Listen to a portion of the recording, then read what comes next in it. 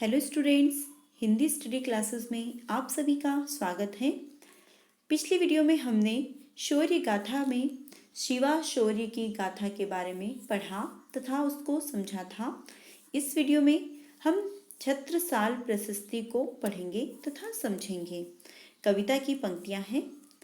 निकसत म्यान ते मयूर खे प्रलय भानु केसी भारे तम तोम में गयंदन के जाल को लागती लपकी कंठ बेरिन के नागिन सी रुद्र ही रिजावे दे दे मुंडल की माल को लाल छति पाल छत्र साल महाबाहु बली कहाँ लो बखान करो तेरी करवार को प्रतिभट कटक कटीले केते काटी काटी कालिका सी कलिकी कलेऊ देती काल को। महाकवि भूषण जी कहते हैं कि महाराज छत्रसाल की तलवार प्रलयकारी सूर्य के समान चमकीली है।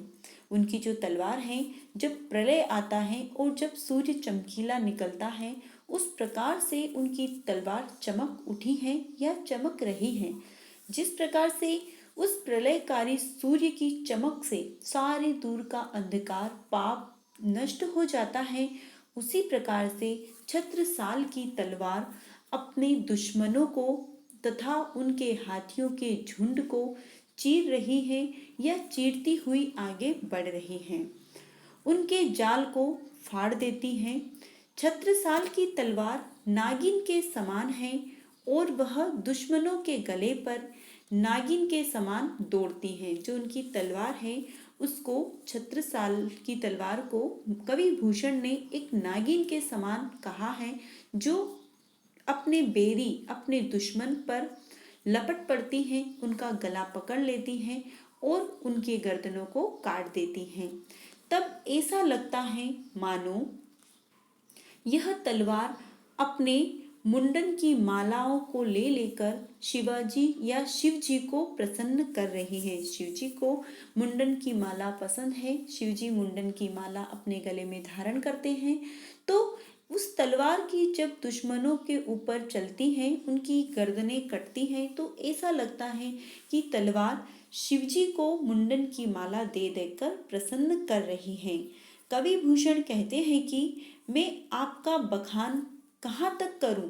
आप बाहुबली हो, बहुत ताकतवर हो, और उसी प्रकार आपकी तलवार भी बहुत ही ताकतवर है, बहुत ही शक्तिशाली है।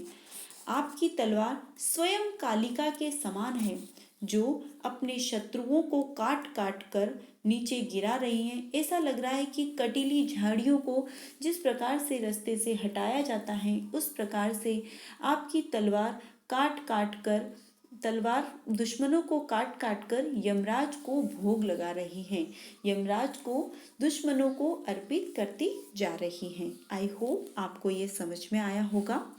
अगला है भूज भूज गैस की वे संगीनी भुजंगिनी सी खेदी खेदी खाती दीह दारून दहन के बख्तर पाखरन बीच धसी जाती मीन पेरी पार जात परवाह जो जलन के रेया राव चंपती के छत्र महाराज भूषण सके करी बखान को बलन के पछी पर छीने ऐसे परे पर छीने वीर तेरी बरछी ने बर छीने हैं खलन के।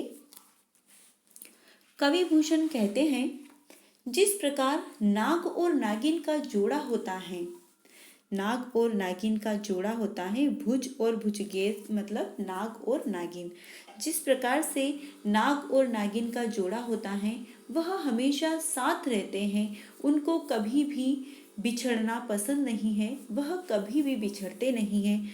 उसी प्रकार आपकी जो तलवार है, आपका हाथ वह क्या है? नाग है, और तलवार एक नागिन के समान है, जो हमेशा एक दूसरे के साथ रहते हैं, एक दूसरे के साथ ही काम करते हैं और दोनों ही मिलकर दुश्मनों पर टूट पड़ते हैं, उनको ढूंढ ढूंढ कर मारते हैं। जिस प्रकार से एक मछली अपने पानी के विपरीत बहाव में भी इधर उधर घूम सकती हैं, इधर उधर जा सकती हैं, उसी प्रकार आपकी तलवार कितनी भी मुसीबतें, कितनी भी अड़चन होने पर भी दुश्मनों को उसके पखारन के बीच में जाकर घुसकर मार देती हैं। पखारन मतलब उनका जो कवच होता है, उस कवच को चीरकर दुश्मन के अंदर घुस जाती हैं और उसे मार गिराती हैं। कवि भूषण कहते हैं, आप महाराज चंपती के पुत्र हो, इसलिए आपकी ताकत का बखान करना मेरे बस में नहीं है। मैं आपकी ताकत, आपकी शक्ति का बखान नहीं कर सकता। महाराज, आप तो बहुत शक्तिशाली हैं, बहुत महान हैं। जब आप अपने दुश्मनों को मारते हैं तो वह जमीन पर इस प्रकार गिरते हैं जिस प्रकार एक पंछी के पंख टूट जाते हैं और वह धड़ से जमीन पर आ गिरता है, उस प्रकार से आपके दुश्मन धड़ से जमीन पर गिर जाते हैं। आई होप आपको यह भी अच्छे से समझ में आया होगा। अगर आपको समझ में नहीं आए तो इसको आप एक बार फिर से सुनना और पढ़ना। मैं आशा करती हूँ आपको ये समझ में आ जाएगा। Thank you.